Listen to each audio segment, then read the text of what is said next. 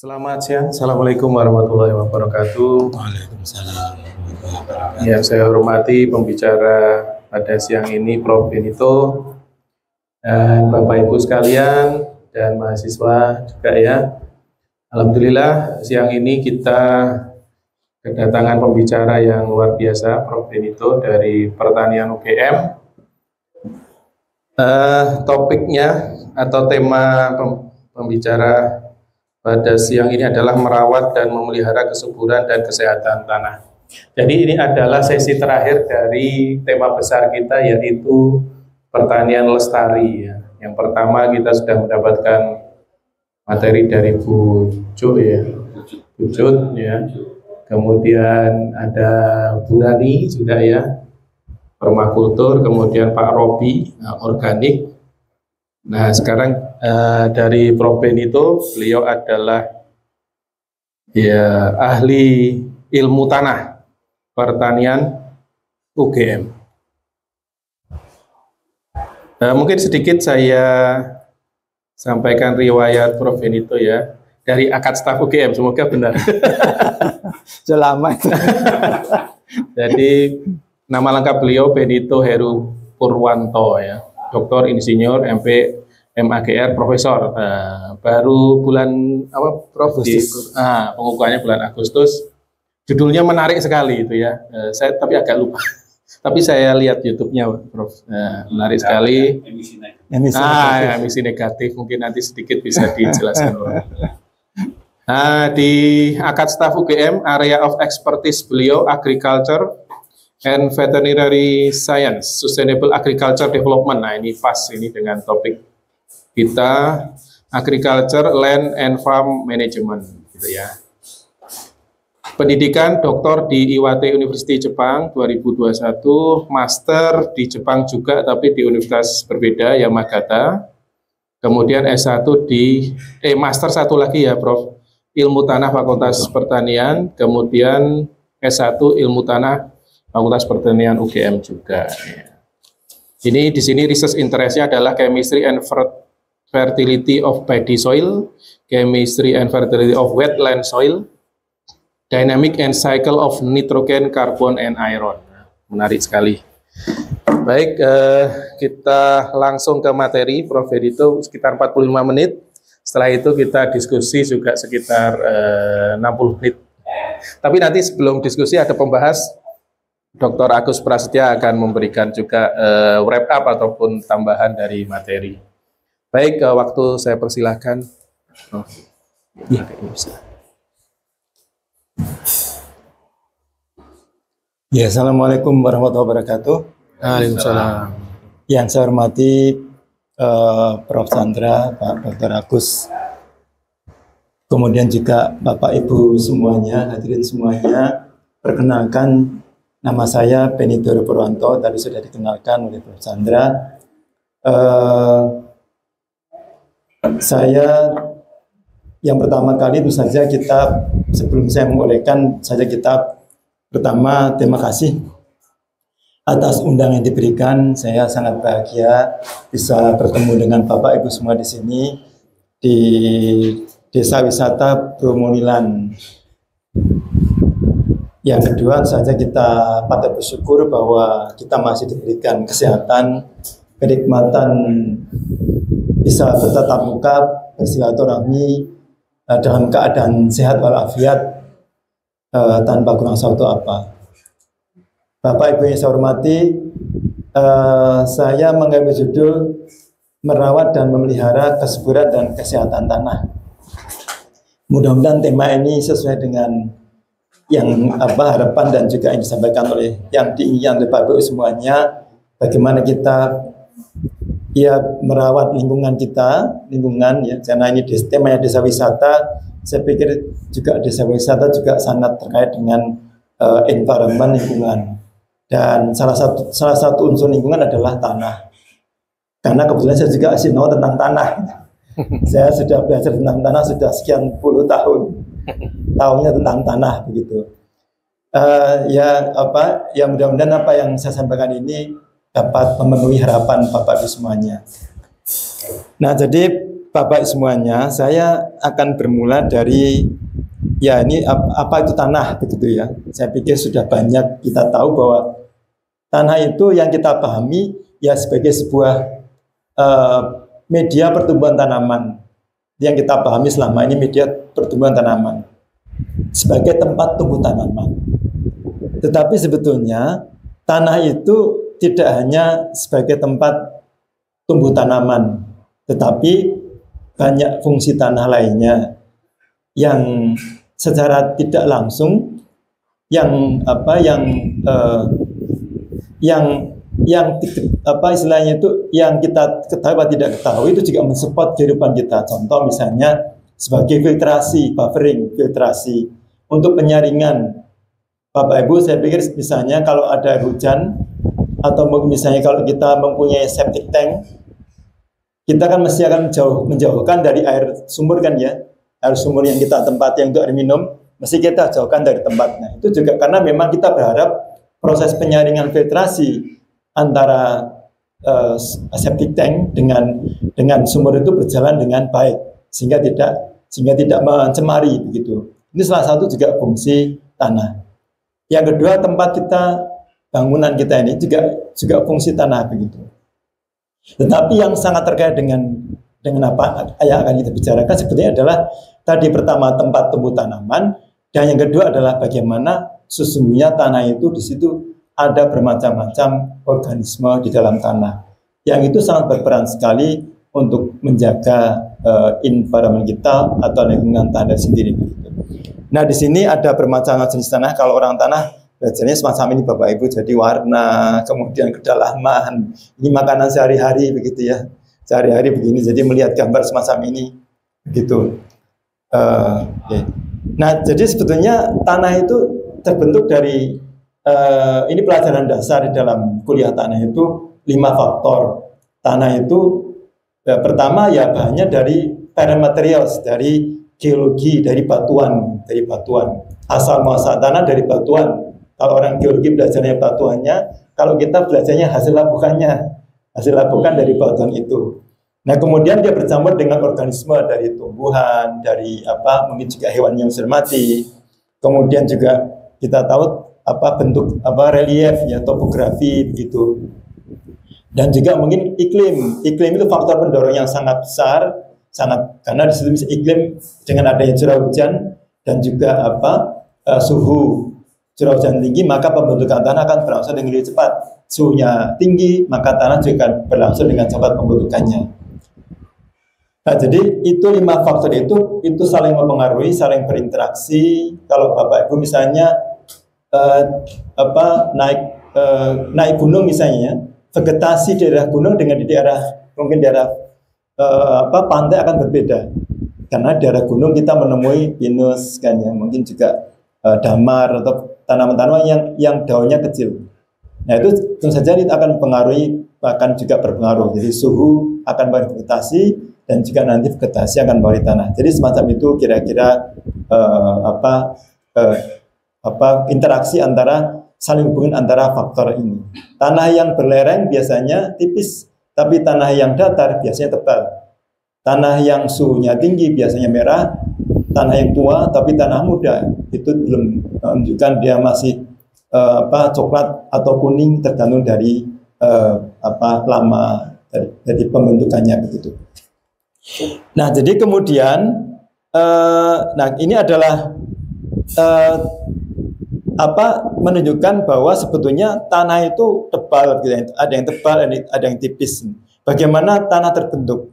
Bapak Ibu perlu kita cermati bahwa diperlukan 500 hingga 1000 tahun untuk membentuk 1 cm tanah. 1 cm tanah itu terbentuk dalam waktu 5.000 tahun, 1000 sampai 500.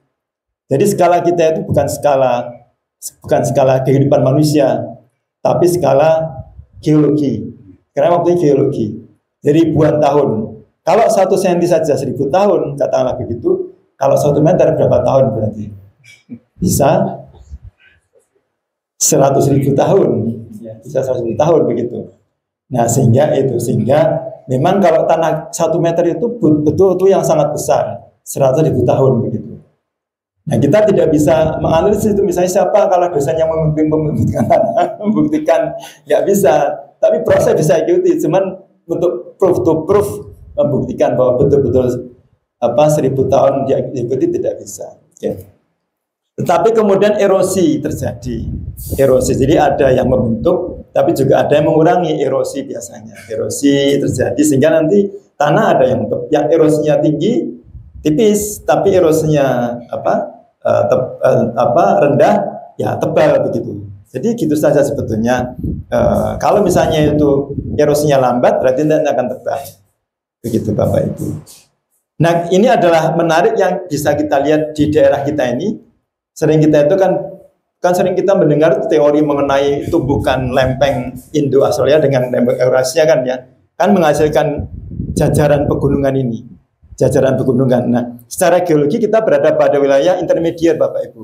Jadi intermediate itu artinya tumbukan lempeng yang berasal dari basaltik, akalis yang netral, tapi kemudian juga ada lempeng samudera yaitu sifatnya masam, sehingga menghasilkan namanya juga tumbukan massa yang besar begitu, gesekan suhu tinggi, kan sehingga nanti membentuk tadi gunung-gunung itu sepanjang ini, gunung. Nah untungnya sehingga ini membuat mengapa kita pahami tanah di daerah Pulau Jawa itu lebih baik daripada tanah di daerah yang mungkin Kalimantan, mungkin juga di daerah sebagian Sumatera, di Sulawesi, karena memang kita berada pada wilayah tadi erupsi yang berulang. Jadi betul sekali kalau misalnya itu kalau ada erupsi itu menyuburkan tanah, itu betul sekali, membuat tanah lebih subur. Sayangnya ada manusia. Nah, bencananya ada manusia. Kalau tidak ada manusia, tidak ada bencana kan ya. Begitu. Bencana ada manusia. Kalau manusia nggak ada bencana kan. Apalagi tapi masalahnya kan manusia mau disingkirkan nggak mungkin. Ya tadi kan muncullah istilah harmonisasi. Jadi ketika gunung meletus, ya kita nyingkir dulu lah sebentar. Karena itu secara dari segi keilmuan tanah dia memberikan dampak yang positif gitu, pada penyuburan, peningkatan regenerasi tanah sendiri begitu. Nah, jadi kita masuk ini. Jadi sebelum nanti kita bicara tentang bagaimana kita merawat kesehatan tanah itu kita pengen. Jadi di sini sebetulnya di dalam tanah tadi saya sebutkan bahwa medium untuk pertumbuhan tanaman, tapi sebetulnya dia dalam tanah ada bermacam-macam sebagai habitat dari organisme di dalam tanah. Tapi juga dia berfungsi sebagai filter saringan untuk air. Nah, sehingga itu yang ada fungsi lain, jadi yang tidak non pertanian, tapi ini karena terkait dengan ekologi begitu ya, sehingga mungkin kita munculkan 3 ini. Jadi 4 ya. Jadi medium sebagai media pertumbuhan tanaman, sebagai filter air begitu, juga sebagai habitat dari bermacam organisme, tetapi juga dia sebagai breakdown berarti memutar, mensiklus, mendaurkan nutrisi di dalam tanah itu sendiri untuk keperluan tanaman, apapun tanamannya, baik tanaman ya pangan, pertanian, kehutanan, semua tanaman. Setahu saya belum ada Pak ya, menanam di lautan kan belum ada. Jadi aman, tanah itu sampai kapanpun aman. Karena memang kita hidup sendiri tidak bisa lepas dari tanah begitu. Sehingga menjadi sangat penting kita untuk memahami tanah, fungsinya dan bagaimana kita merawat dan juga menjaga tanah kita itu. Nah, ini ada bermacam-macam tanah sebetulnya. Ini kalau misalnya Bapak Ibu di sini, di situ Mas Mbak, mungkin pernah melihat tanah yang kiri itu tanah ini daerah vulkanik ya, dari bahan vulkanisme, maksudnya dari bahan erupsi. Ini juga sama sebetulnya yang kanan, tapi yang ini itu lebih mudah daripada yang kanan ini. Jadi kalau kita paham, tapi kalau mungkin Bapak Ibu kalau kita ini lebih tua begitu sudah. Tapi juga ada tanah yang demikian, ini daerah dekat dengan tempatnya Mbah Marijan, mana namanya? Cangkringan gitu. Cangkringan berarti kali apa namanya? Kali Adem. Ini tanah Kali Adem. Jadi karena dekat dengan erupsi sehingga kita lihat warnanya warnanya itu abu-abu, karena warna asli tanah itu bahan-bahan utama, bahan-bahan batuan itu warnanya semacam ini. Batuan warnanya semacam ini sehingga muncul adalah semacam ini. Tapi kalau Bapak Ibu ini yang merah semacam ini sebenarnya dia sudah melapuk batuannya, kemudian yang muncul adalah besi. Besi itu berwarna merah karena dia mengalami oksidasi. Begitu Pak Agus mungkin belajar itu ya Pak ya. Begitu. Tapi yang di sini itu yang sering kita dengar itu ya Bapak. Yang kanan, yang bawah ini adalah gambut. Gambut yang sering kita dengar kebakaran karena memang gambut itu mesti tanah yang dia yang dia itu kalau kering dia akan kering itu seperti kalau tanaman kering itulah semacam itu.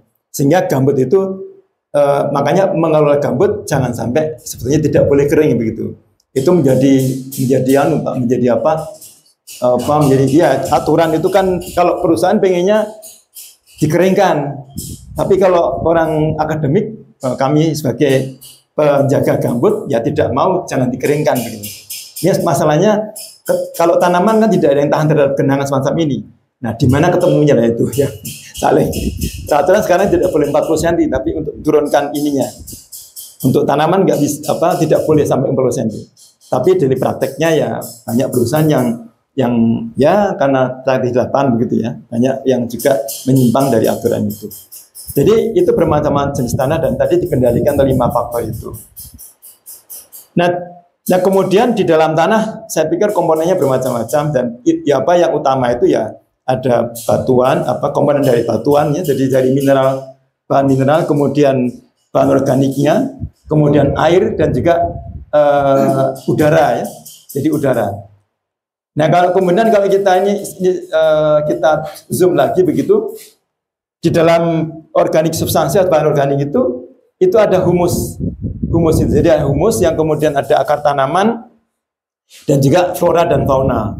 Kemudian kalau kita tarik lagi dalam flora fauna itu ada bermacam-macam, ada bakteri yang utama, ada cacing, ada juga bermacam-macam, ada fungi, ada algae yang utama, tapi juga ada mikro mesofauna, ada juga fauna yang lainnya sekitar 5% begitu. Jadi itu komposisinya ternyata dalam tanah, kalau kita zoom itu, tanah yang kita anggap itu yang sering tiap hari kita menopang kehidupan kita itu di dalam tanah sebenarnya bermacam-macam isinya begitu. Yang itu sering tidak kita sadari, tidak kita pokoknya tanah gitu ya. Tapi sebetulnya di situ bermacam-macam isinya begitu tanah itu. Jadi komponennya bermacam-macam. Dan itu nanti sangat bervariasi. Dan justru itulah nanti ini yang tadi menopang tadi itu, dari mana sumber nutrisi, mengapa tanam bisa hidup?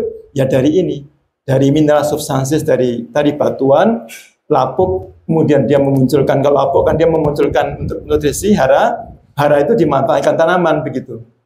Juga dari humus juga sama, humus nanti mengalami dekomposisi, peruraian, dia akan menghasilkan juga nutrisi. Air juga sama, air juga nanti memberikan, kalau tanaman berarti kan nanti membutuhkan air mesti kan ya.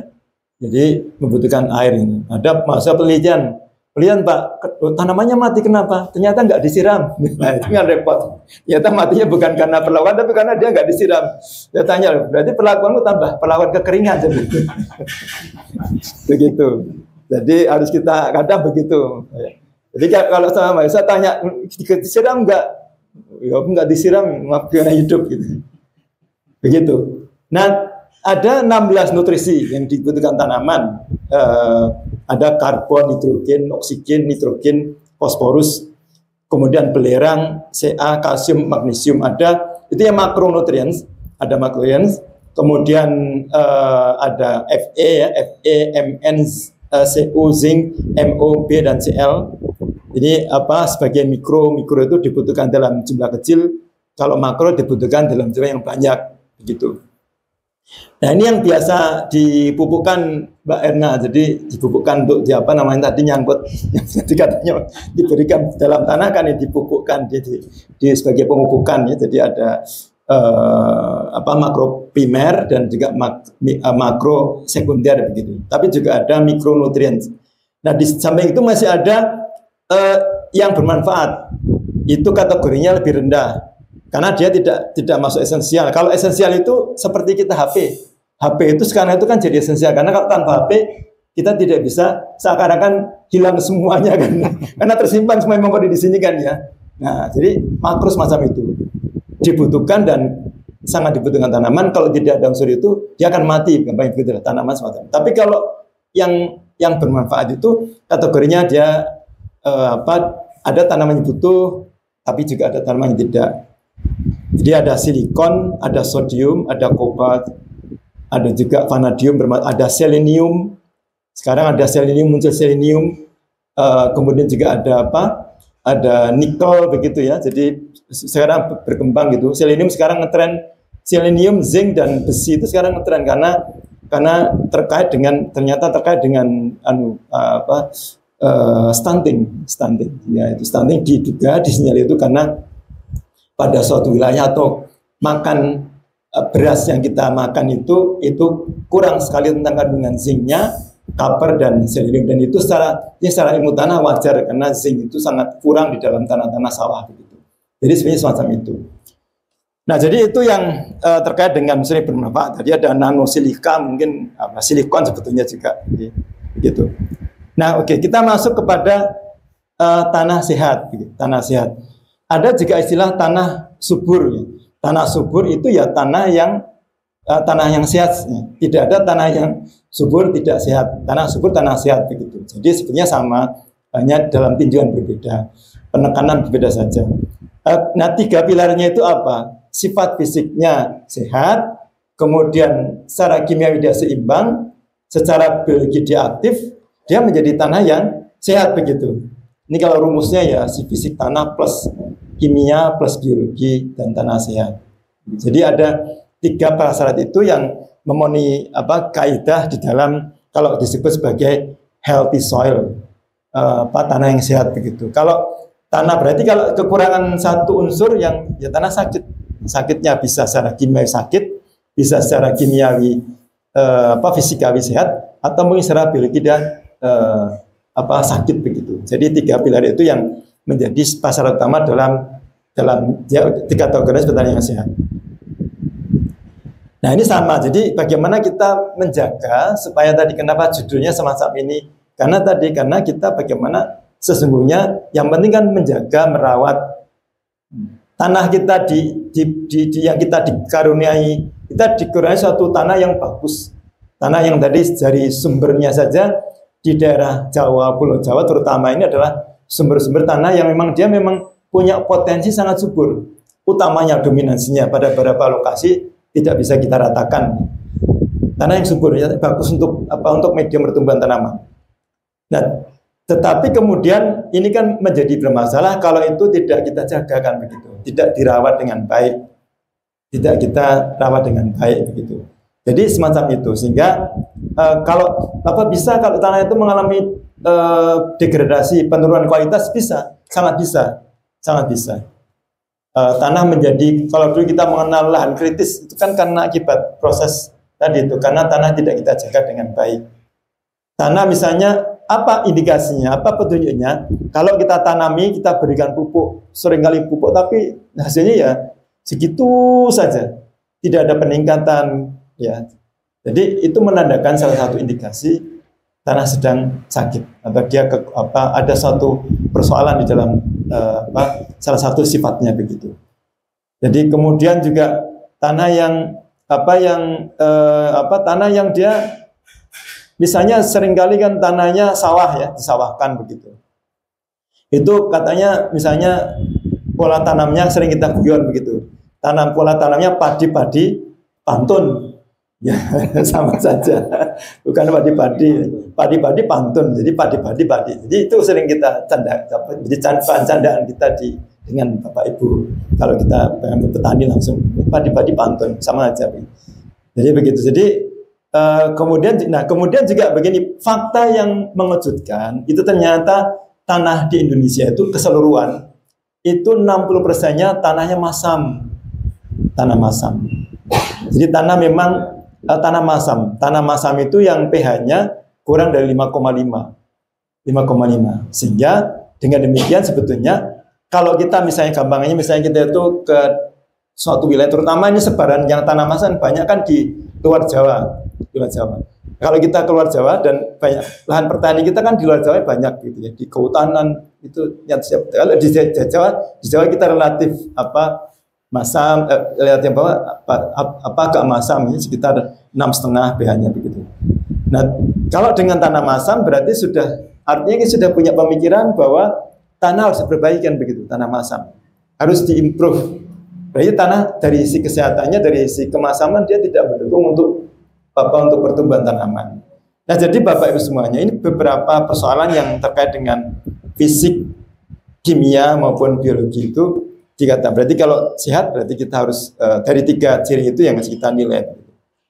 Nah, contoh misalnya bagaimana kita menilai tanah itu baik secara fisik, struktur, tekstur, agregasi, 3 ini saja. Mungkin kalau detail banyak sekali kalau dipelajari dalam tanah itu nanti satu semester sendiri, satu semester itu pelajari fisik.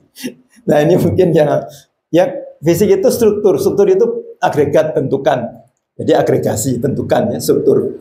Misalnya ada tanah itu yang bentuknya itu misalnya dia tidak punya struktur, dia itu hancur. Tanah pasiran yang di daerah mana itu mungkin kalau ke pantai itu tidak punya struktur.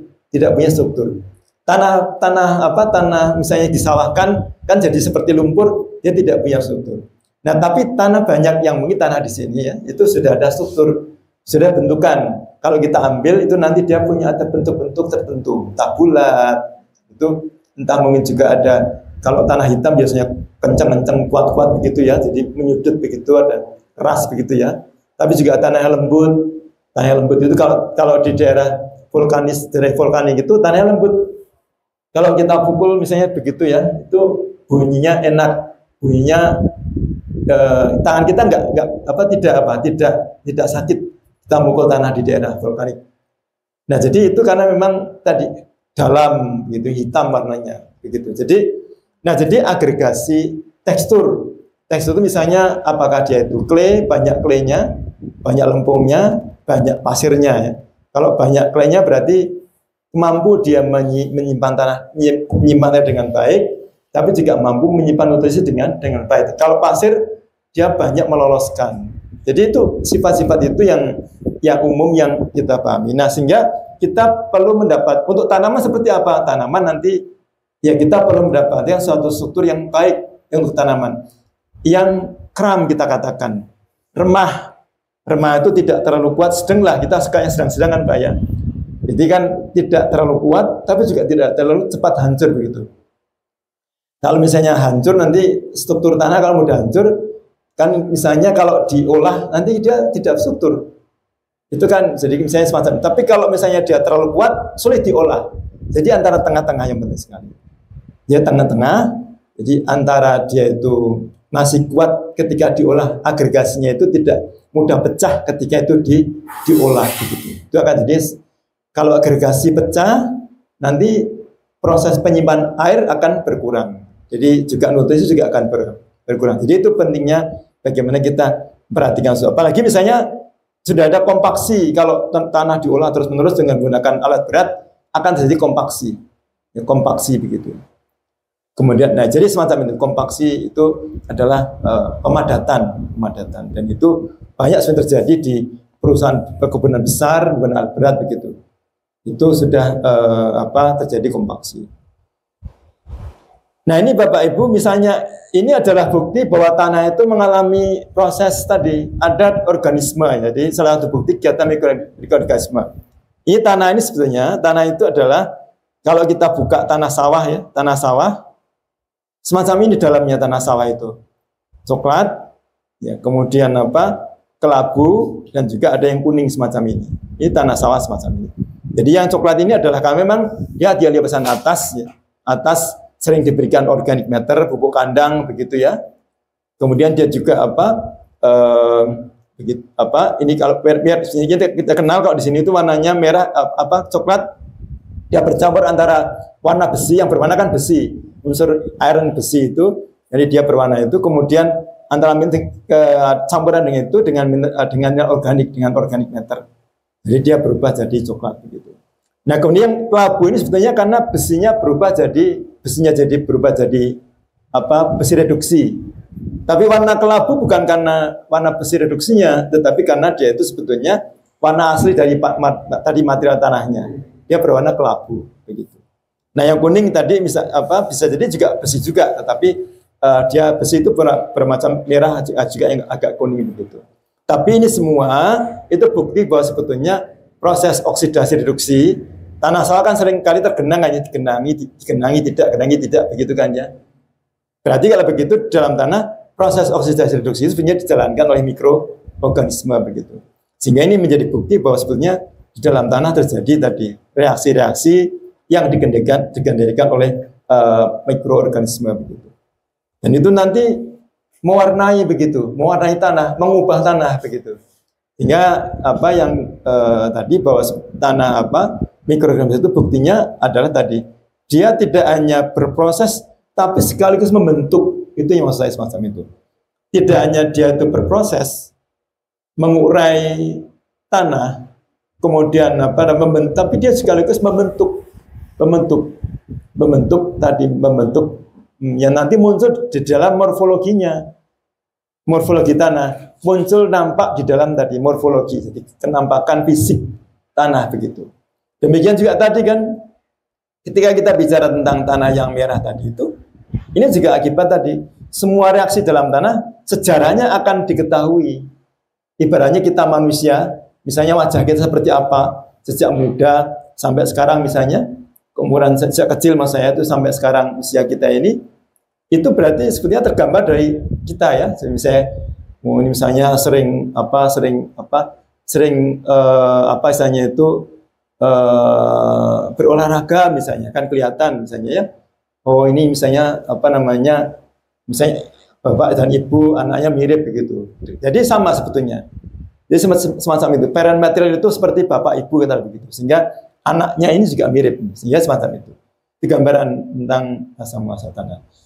Nah, sehingga itu menandakan bahwa sebetulnya itu mesti ada nampak, dan kita bisa dari walaupun itu tanah terbentuk ribuan tahun, tetapi dari kenampakan sekarang itu kita sebetulnya bisa melakukan satu proses interpretasi yang itu kita bisa menafsirkan tanah dari bahan apa terbentuknya begitu, dan bagaimana sifat-sifatnya. Jadi kita bisa menguraikan dengan analisis baik fisik, kimia maupun biologinya, baik nanti morfologinya. Jadi dari morfologi kita bisa memahami semacam itu.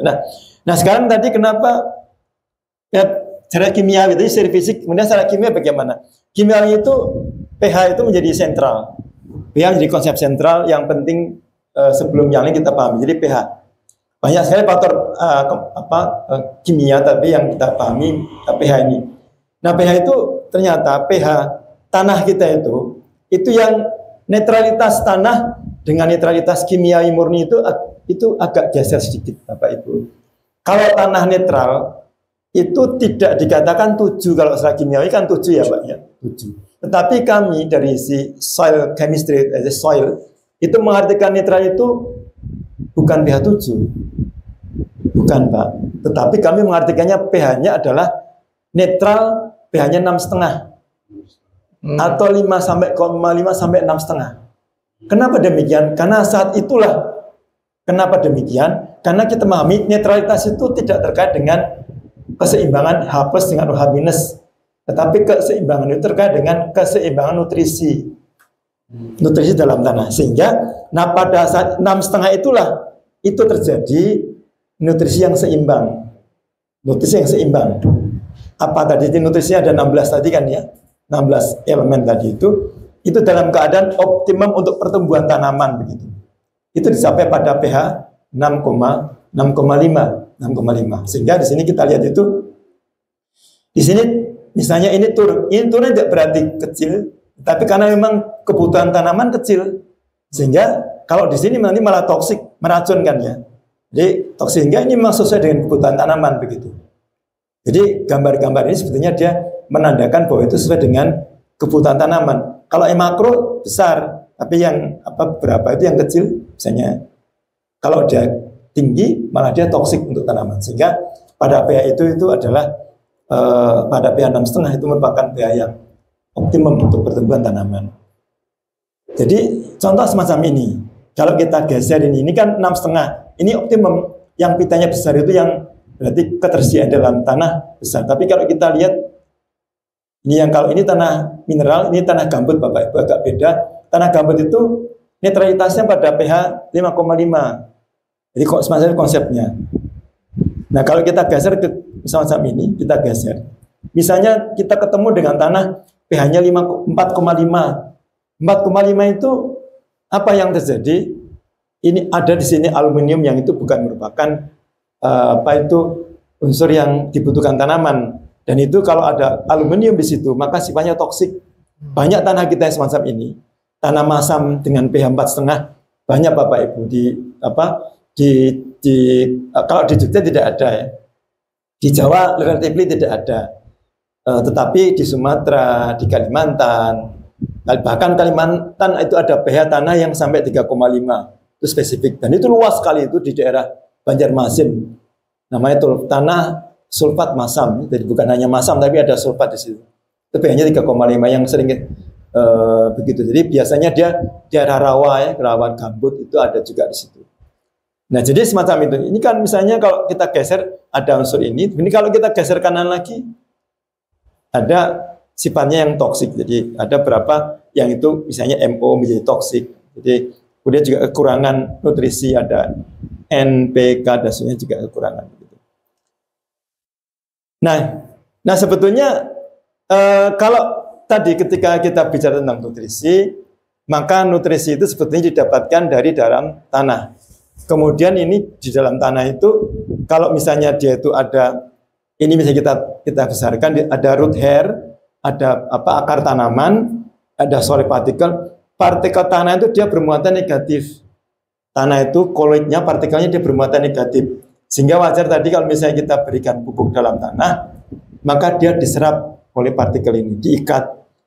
Karena nutrisi itu kan, dia itu kan nanti kan dalam tanah dia akan menjadi ion. Menjadi ion, terurai menjadi ion-ion, dia kation. Nah kation ini dia akan terjerap oleh permukaan yang bermuatan negatif ini. Bermuatan negatif. Kemudian akar tanaman akan melepaskan H+, sehingga exchange ini antara H+ dengan yang tadi kation-kation itu terjadi pertukaran. Tanaman mendapatkan nutrisi dari apa? Nutrisi dari partikel, kemudian akar tanaman memberikan H+-nya begitu. H+-nya sehingga akhirnya pertukaran dan tanaman, jadi begitu semacam itu jadilah ada pertukaran exchange. Tanaman dapat nutrisi, kation, kemudian H+-nya dilepaskan begitu. Nah kemudian, Bapak Ibu semuanya, tadi kita bicara tentang muatan kan ya. Tadi kita sudah bicara tentang pH, kemasaman. Kemasaman penting sekali. Kemudian yang kedua yang penting tadi, yang penting adalah ini, CEC. CEC seperti misalnya ruang. Jadi ruang tapi ruang dia bermuatan negatif gitu. Wajar kalau misalnya karena nutrisi kebanyakan dia bermuatan positif, di bukan tanaman ya, ada kalsium, ada magnesium, ada potasium, ada kalium ya, amonium. Karena dia positif, nah maka sebetulnya tanah yang bermuatan negatif yang banyak itu akan lebih baik daripada tanah yang punya muatan sedikit. Tanah muatan sedikit. Yang kita nyatakan dengan CEC atau bahasa kita itu kapasitas pertukaran kation. Bahasanya kita singkat dengan KPK. Ini keren, kita sudah punya KPK sejak dulu Pak. Namanya kita KPK. Walaupun kalau versi barat, versi BB ada KTK. Kalau kita memang agak beda beberapa istilah begitu. Nah dengan CEC 25 cm per kilogram itu kan besar ini. Ini CEC yang optimum, yang baik. Ada yang 40 ya, tapi ini juga sudah baik dengan CEC 25 itu. Berarti dia muatan negatif akan banyak. Ketika misalnya ada unsur yang berasal dari pupuk organik atau dari manapun yang masuk dalam tanah, maka dia akan diikat oleh partikel tanah itu. Diikat dengan baik. Diikat tapi tidak kuat, karena dia ikatannya bersifat elektrik. Dia ada unsur negatif, ada unsur yang kation positif. Nah, diikat, maksudnya diikat dengan cara baik itu, elektrik itu ketika tanaman tadi membutuhkan, maka bisa dipertukarkan, karena bermuatan, ya diputarkan dengan H+ ini. Begitu. Jadi itu prinsipnya. Nah, kalau misalnya kita bandingkan dengan dengan tanah yang kecil nilainya, isinya kecil itu, ini kemampuan memilikannya kan rendah. Memiliki rendah. Contoh misalnya, ya kebanyakan yang punya tanah isi yang tinggi itu adalah tanah-tanah clay, tanah lempung, claynya tinggi. Claynya tinggi. Tapi kalau tanah yang pasiran, itu claynya rendah.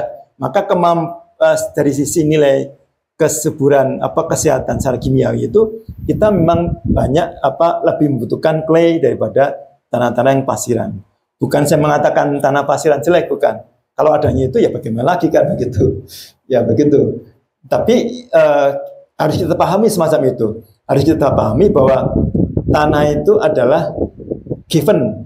Dalam terminologi kemanusiaan kita kan tanah kan given. Jadi kan begitu, given. Jadi sesuatu yang misalnya kita lahir di sini ya berarti tanah kita ya, kecuali kalau kita bisa pindah ke suatu tempat. Jadi semacam itu. Kalau misalnya yang baik, tanah yang saja yang lebih baik itu isinya lebih tinggi begitu. Jadi clay-nya tinggi begitu. Clay tinggi, lempungnya tinggi, kandungannya heavy clay begitu ya. Kemudian tapi juga tanah yang sebaliknya tanah yang pasirnya rendah, pasirnya tinggi, dia akan mempunyai sisi yang yang rendah. Apa sih dampaknya? Misalnya begini, misalnya ada Bapak Ibu nyiram atau hujan lah begitu, hujan diberi irigasi, tentu saja menguntungkan yang diikat oleh partikel tanah daripada yang tidak. Karena kalau dengan demikian, kalau tidak diikat oleh partikel tanah, kan mudah larut. Sehingga mestinya karena tidak diikat oleh partikel tanah, nanti unsurnya tadi mudah larut kan ya, hilang. Karena terlicing, tercuci oleh air tadi itu. Sehingga sebetulnya tanah pada wilayah yang pasiran itu, yang pasir ya, mungkin daerah Samas, daerah yang lebih kasar, kalau kita pegang itu, kita dengarkan bunyi kresek-kresek gitu kan begitu. Jadi tanahnya kasar.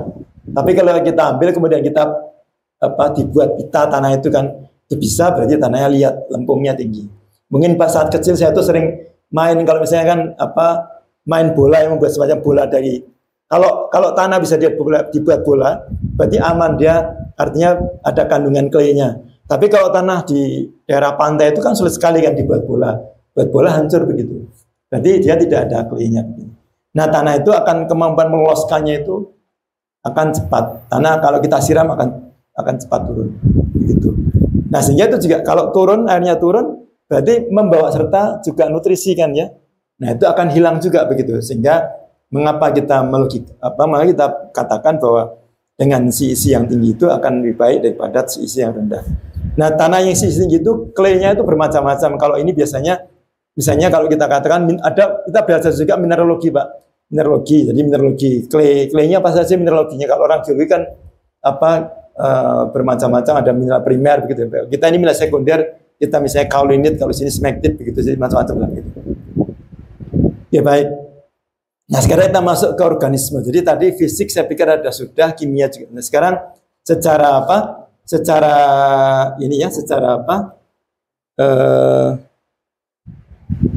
habitat ya. Jadi habitat organisme.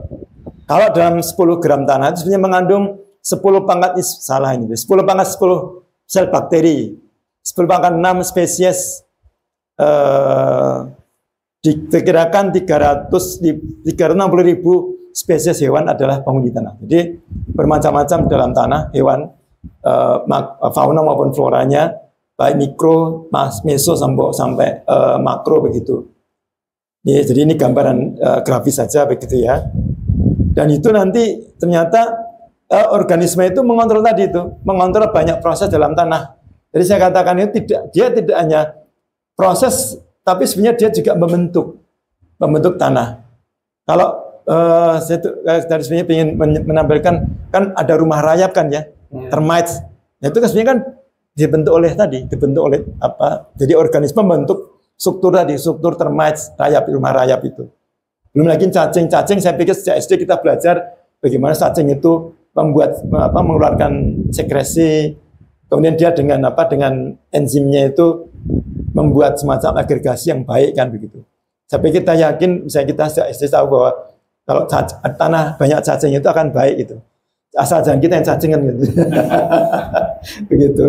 Tanah yang cacing, begitu. Ya. Dan bermacam-macam Bapak Ibu. Jadi banyak sekali ya itu. Nah ini juga apa istilahnya itu soil food web. Jadi ini menjadi suatu apa yang di dalam tanah sebenarnya terjadi juga jaring-jaring makanan, tidak hanya kita kenal di udara ya, di atas tanah, tapi juga dalam tanah juga ada soil food web semacam ini. Mungkin ya kita tidak tahu karena kita ya tadi jaring kita jarang sekali mengamati tanah. Sebenarnya di dalam tanah ada tadi. Kalau kita membuang sampah saja dalam tanah. Kalau saya niatkan kalau buang sampah kadang makanan kan eman sayang juga. Kalau saya niatkan ya dalam hati saya untuk makanan cacing lah. Saya tadi ada rasa begitulah, dibuang itu sehingga tidak mubazir, tidak percuma. Saya kadang niat semacam itu. Nanti biar makan mikrobia lah. Karena saya tahu dalam tanah kita ada apa? Ada namanya apa itu kaki seribu, ada cacing, ada mungkin macam ada. Kalau misalnya orang-orang itu bahasa Indonesia apa tuh Pak? Orang-orang. Itu kan yang kalau malam suaranya keras itu ya, kayak jangkrik itu kan ya. Itu dia bunyinya keras sekali ya. Itu kan makan juga dia makan sampah gitu. Jadi kita kita tidak menyadari itu kan ya, tidak menyadari. Kita hanya tahu suaranya indah, suaranya bagus itu. Tapi sebenarnya kalau ada orang-orang ada acak itu berarti kan ada kehidupan di situ. Ada kehidupan dan itu mereka bekerja tidak dibayar dari gaji itu. Mengurai semuanya, mengurai dari yang besar menjadi kecil. Tugas macam itu sampai kemudian tanaman mendapatkan nutrisi di situ. Nah, jadi ini semacam ini. Jadi proses semacam itu ada. Ini tidak gitu ya. Oke, nah sekarang kita masuk kepada biofertilizer, pupuk hayati dan kesehatan tanah. Nah, saya pikir banyak sekali pupuk hayati di situ yang dia bisa berfungsi. Contohnya misalnya fixer. Udara kita itu kan banyak nitrogen. N2 kita itu 8% kan ya. Oksigen hanya 21%. Tapi kenapa kita kok menghirup, yang kita pakai kok hanya oksigen saja? Ya karena tubuh kita hidung kita tidak ada atau paru-paru kita tidak bisa memfiksasi nitrogen. Kalau kita bisa memfiksasi nitrogen, kita tidak perlu makan protein. Langsung aja begitu ya, Bapak perlu masak makan minum, langsung aja lari keluar itu kan yang menang ginian. Nanti malah fiksasi udah kenyang kita itu. Tapi kita tidak bisa. Kita butuh fixer yaitu tanaman. Tapi tanaman tidak sendiri ternyata dia hanya bisa berasosiasi dengan rhizobium. Makanya kita kenal kalau misalnya kedelai, kacang-kacangan ada legum, ada dia bintil akar kan begitu. Bintil akar di situlah dia bekerja. Rhizobium berinteraksi dengan bakteri fixer, nitrogen fix. Jadi bakteri untuk fiksasi nitrogen. Bakterinya dapat makanan dari tanamannya dapat energi dari jadi mereka berinteraksi dengan simbiosis dengan yang saling menguntungkan begitu.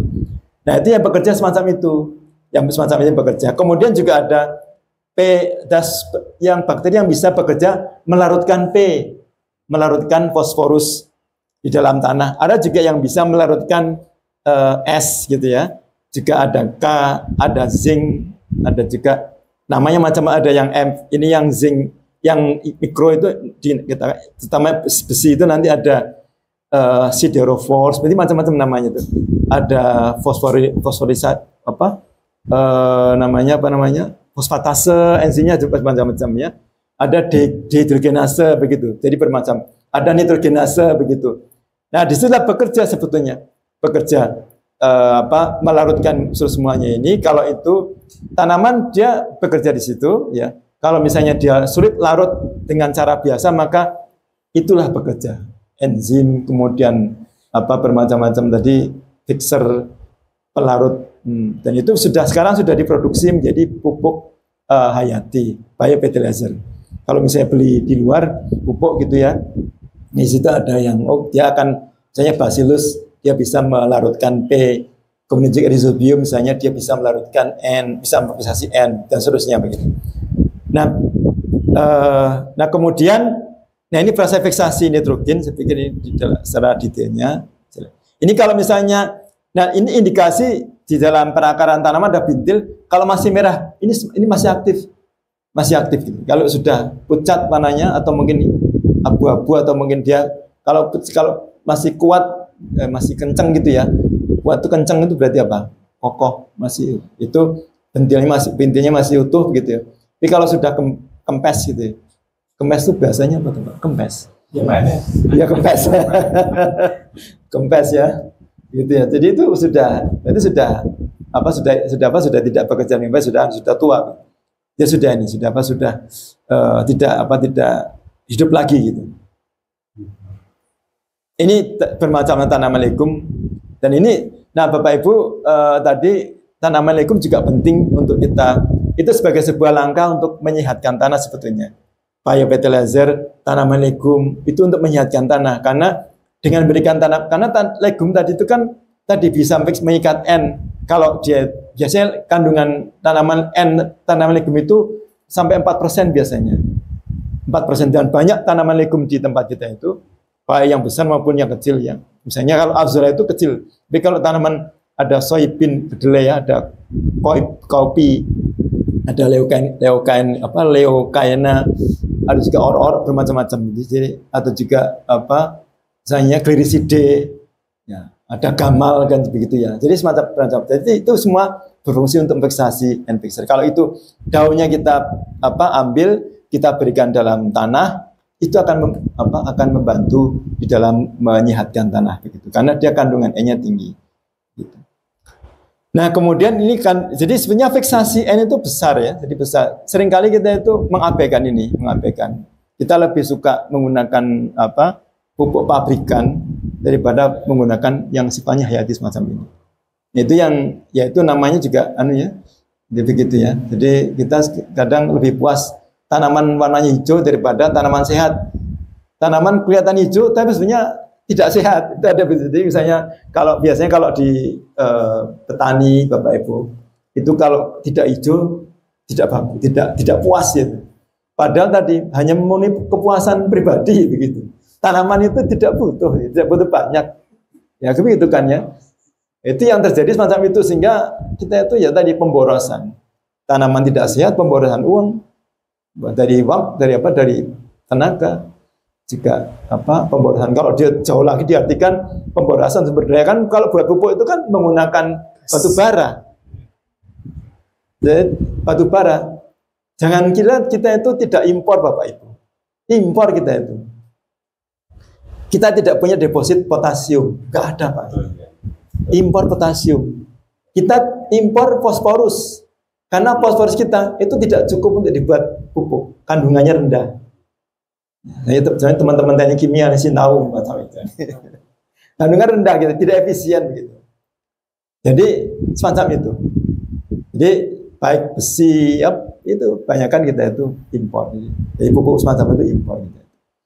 Jadi kalau kita menghemat ini dan itu alam menyediakan, kemudian makanya mungkin organik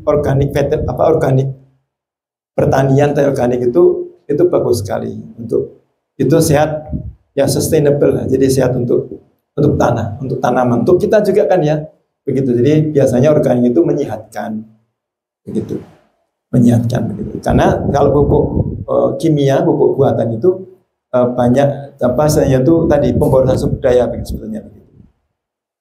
Dan over ya, kadang terlalu banyak pemberiannya. Nah, jadi permasalahan kesehatan tanah itu bermacam-macam. Ada masalah erosi, ada juga pemasaman tanah. Pemasaman tanah terjadi akibat kita memberikan banyak pupuk. Pupuk itu pupuk apapun, maksudnya bukan pupuk yang sering kita berikan urea, amonium sulfat, kemudian P, itu bisa menjadikan tanah pH-nya turun. Walaupun turun tidak menjadi drop 1 digit tidak, tetapi dia akan memasamkan tanah. Apalagi tadi saya katakan tanah kita tanah masam. Tanah kita tanah masam. Sehingga kita hati-hati ketika bekerja pada tanah masam. Kalau di sini tidak begitu masam, sini pH-nya sekitar 6,5. di tanah-tanah di karena tadi memang kita intermediar di daerah Jogja terutama ya, Jogja, Jawa Tengah begitu seputaran. Jadi kalau Bogor itu ada tanah yang dengan pH-nya rendah, daerah apa Bogor, kemudian Bandung sebagian, Jawa Barat ya, kemudian mana itu Banten, itu dia kebanyakan tanah-tanah yang masam, kebanyakan di tanah masam ada di sana. Tapi kalau di daerah Jawa Timur, Jawa Tengah itu kita mendapatkan tanahnya dengan pH yang cukup netral. Tapi kalau misalnya di daerah Bogor, sebenarnya tanahnya sebagian tanah masam, tanah yang merah begitu ya. Kemudian juga, nah sering terjadi juga tidak kita sadari organic matter, kandungan organic matter dalam tanah kita itu rendah kandungannya. Karena intensitas tadi padi pantun, ya itu semacam itu.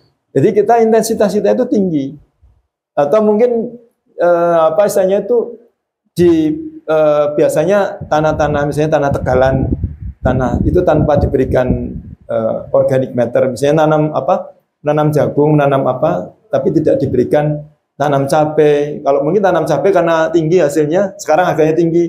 Tadi barusan cerita ada teman saya, tetangga saya itu, jangan hujan dulu lah Pak. Loh kenapa? Kita menunggu hujan malah dia bilang jangan hujan dulu.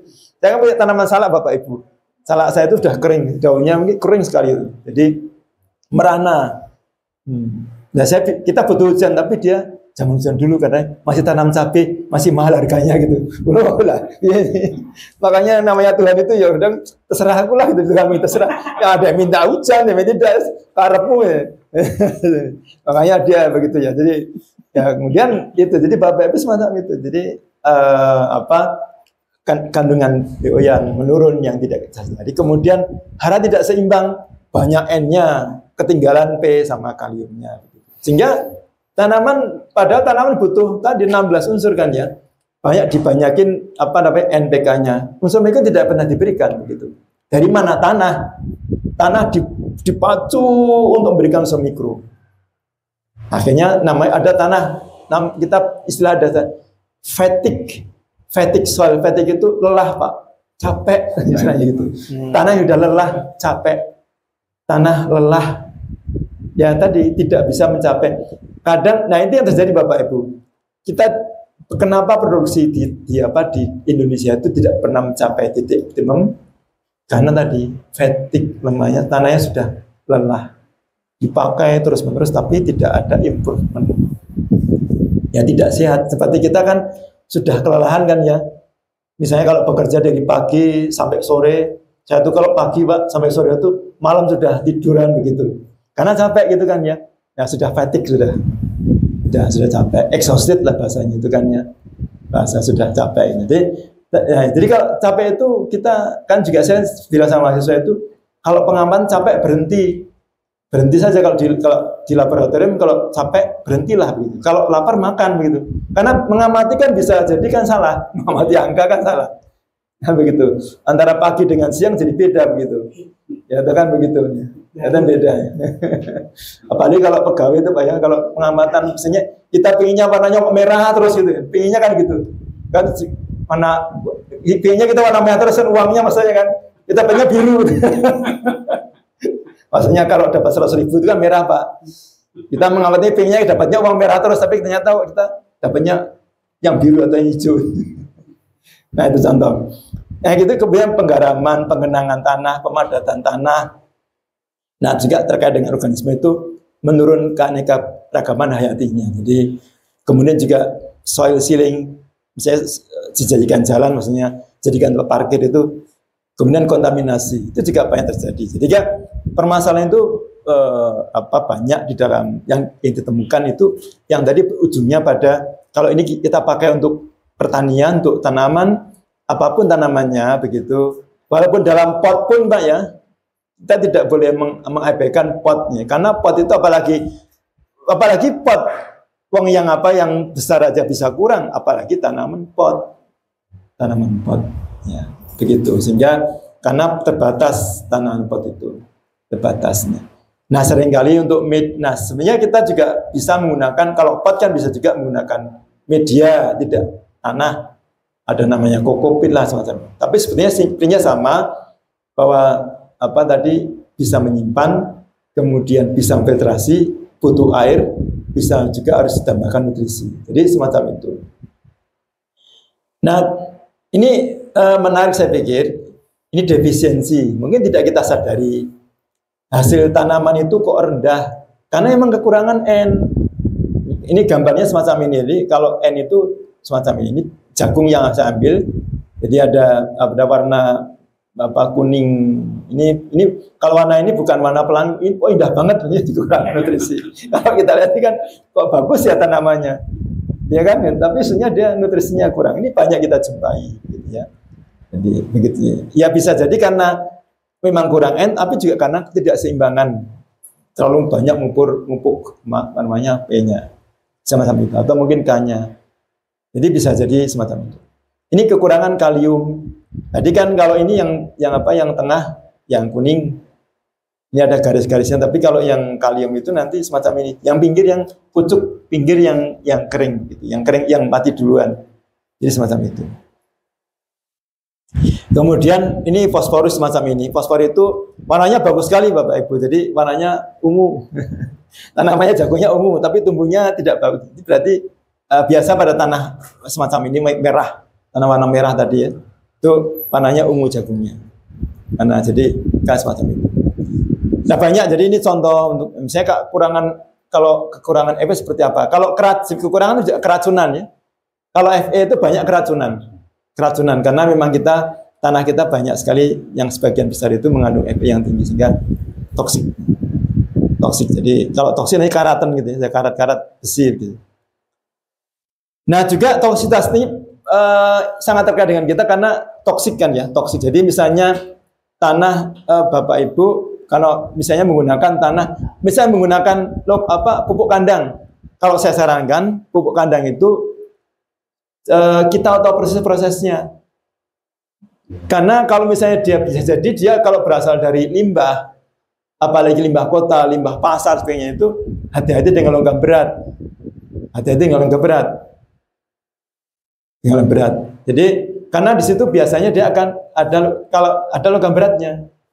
Makanya dalam persyaratan kalau misalnya Bapak Ibu ingin mengujikan ingin membuat pupuk organik kemudian dijual, itu salah satu persyaratannya kandungan logam berat di berapa di situ. Berapa kandungan logam beratnya itu harus dianalisis dulu. Nanti lolos dia lolos uji mutu apa tidak begitu. Jadi semacam ini kandungannya banyak, apalagi daerah pasca tambang ya, pasca tambang itu tambang apapun lah, tambang nikel, emas, batu bara itu semua Pak. Jadi semacam ini. Jadi ada logam beratnya di situ, logam berat. Begitu. Jadi, nah itu kalau kita makan kita terkontaminasi juga kalau logam berat kan ya, logam beratnya. Jadi logam berat. Jadi hati-hati dengan kita tidak merasa. Tapi kalau kita konsumsi misalnya untuk tanam padi, tanam konsumsi jagung gitu ya misalnya, ataupun tanaman apapun misalnya, kalau kita konsumsi misalnya itu juga akan berhati-hati. Jadi semacam itu. Jadi toksik untuk untuk kita. Jadi logam berat terutama. Nah ini adalah sumber polusinya. Jadi bermacam-macam ternyata sumber polusinya ini logam berat semuanya, kontaminan begitu. Nah kemudian, ini sebagai mungkin sebelum kita akhiri. Jadi sebelum kita lepas, saya pikir ini kemudian ini bagaimana kita perbaiki kesuburan tanah. Jadi misalnya dengan menggunakan pupuk hijau tadi saya sampaikan, fertilizer, kemudian juga pengolahan tanah tidak berlebihan. Karena pengolahan tanah berlebihan, semangat mengolah tanah begitu ya, ternyata itu tidak baik untuk tanaman begitu. Jadi begitu. Jadi semangat mengolah itu ternyata juga tidak baik untuk kesehatan tanah begitu. Kemudian bagaimana kita meningkatkan pemberian pupuk kandang, memberikan pupuk hijau. Pokoknya begitulah gampang sebenarnya kalau menjaga kesehatan itu. Tetapi dengan catatan tidak ada problem yang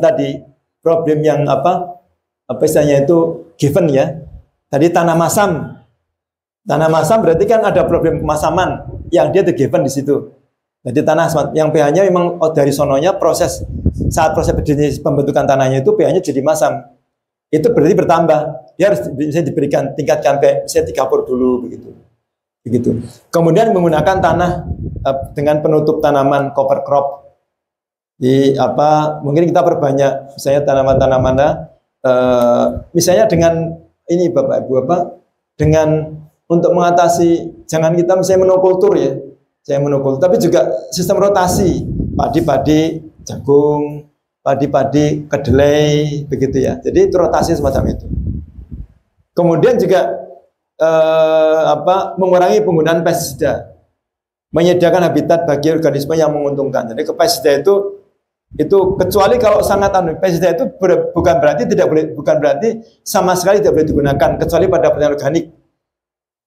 Tapi digunakan dengan bertanggung jawab. Jadi memang saat tertentu misalnya wareng ada serangan wareng bagaimana?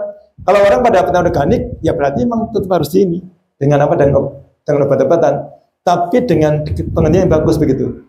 Jadi misalnya di situ ada wareng beberapa, kalau hanya dengar saja misalnya belum, tapi ketika kita sudah menemukan beberapa indikasi ada wareng bisa disemprot begitu.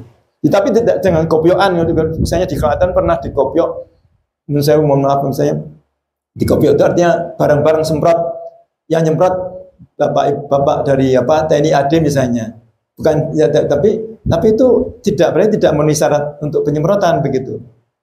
Jadi semacam itu.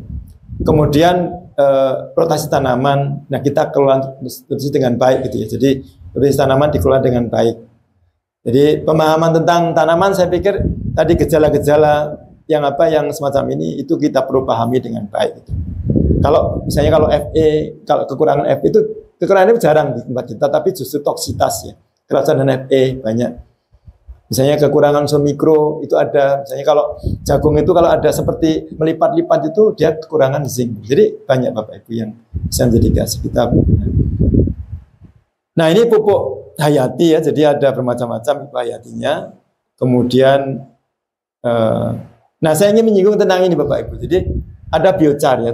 Ini masih waktunya Pak? Masih berapa lama? Atau sudah? Yes, bentar lagi. Bentar lagi ya? Iya. Ya biochar dan kesehatan tanah. Jadi biochar tadi pesannya tentang negatif emission. Salah satunya dengan biochar itu.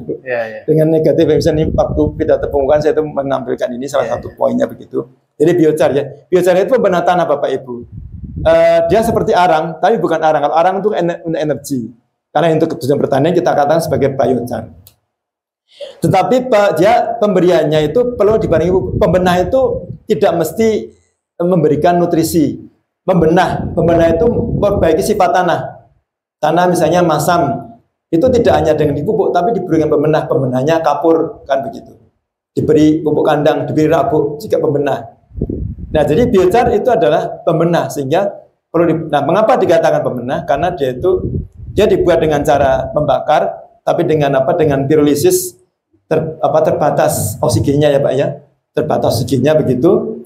Nah, dia juga nanti fungsinya juga tadi mendukung dalam kesehatan karena biochar itu nanti bisa ditunjukkan dia punya ruang-ruang di situ ya, ada pori-pori kalau istilahnya. Jadi semacam ini. Kalau banyak jadi biochar itu dia punya pH yang bagus ya, yang tinggi begitu.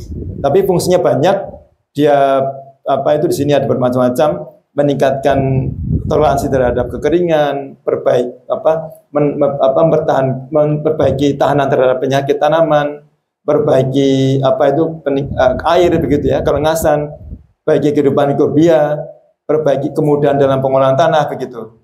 Jadi itu sangat positif untuk kepentingan kesehatan dan bahannya apa? Bisa dari bambu. Yang sering saya pakai adalah bambu begitu ya. Kemudian bisa juga kayu gitu ya. Ini Ini kayu ya, kayu gerajen dari gerajen. Bisa dari sekam padi, bisa dari kulit buah kakao, bisa dari tempurung kelapa sawit, bisa dari terembung kelapa, bermacam-macam. Dari dari jagung misalnya, terobos jagung begitu ya. Itu juga bisa digunakan untuk pembuatan biochar. Nah, ini kalau saya sekarang sedang menggunakan metode kontiki semacam ini, saya punya alatnya begitu ya. Ini tingginya sekitar 1 meter ya, 1 meter tinggi 1 meter, kemudian mengerucut semacam ini, 60 cm sudutnya, kemudian ini juga 1 meter, berapa 1 meter ya, mengerucut semacam ini, tinggi 1 meter, ini 1 meter begitu. Ini dibakar, ini contoh dibakar. sehingga apa kayunya bambu dimasukkan di sini sehingga dia dibakar dengan open fire begitu ya. Kemudian juga ini juga yang kedua dengan drum bisa juga dibuat semacam ini. Tapi kalau drum itu kalau biasanya untuk ini untuk yang sekam padi bisa kita pakai drum atau dengan metode semacam ini di dalam tanah begitu. Tapi ini lama ya. Membuat biochar ini bisa 2 sampai 3 jam. Jadi kalau sini setengah jam bisa jadi. Suhunya tinggi Bapak, ini suhunya sampai 700 derajat Celcius kalau kita menggunakan ini.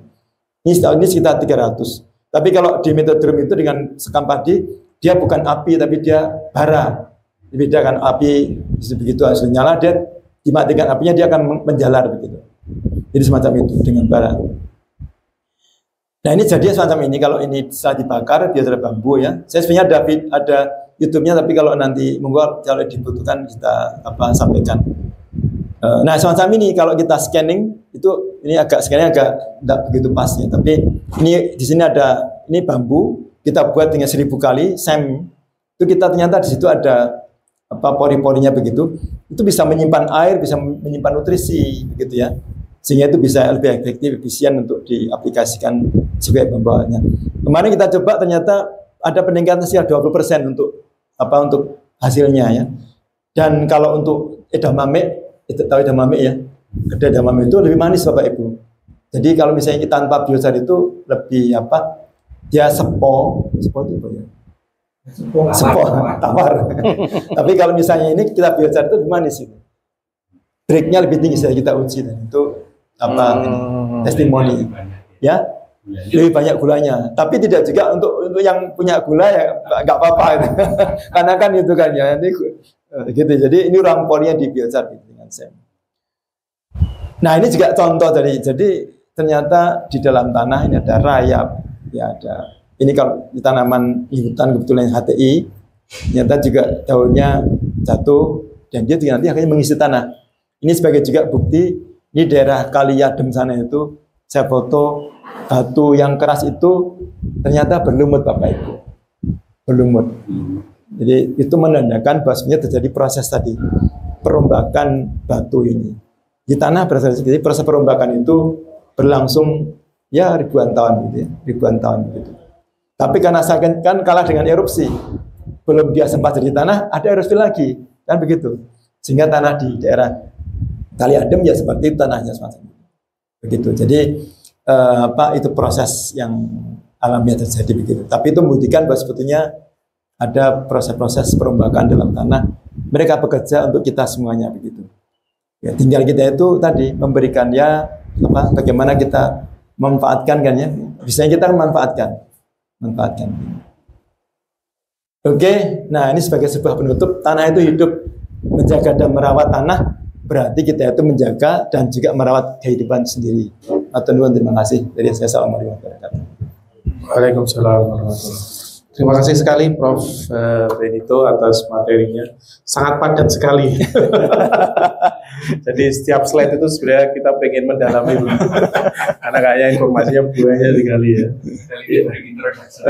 Introduction ya, semoga ada kesempatan lain Pak Benito bisa berikan materi lagi ke depan. Semoga berkenan juga.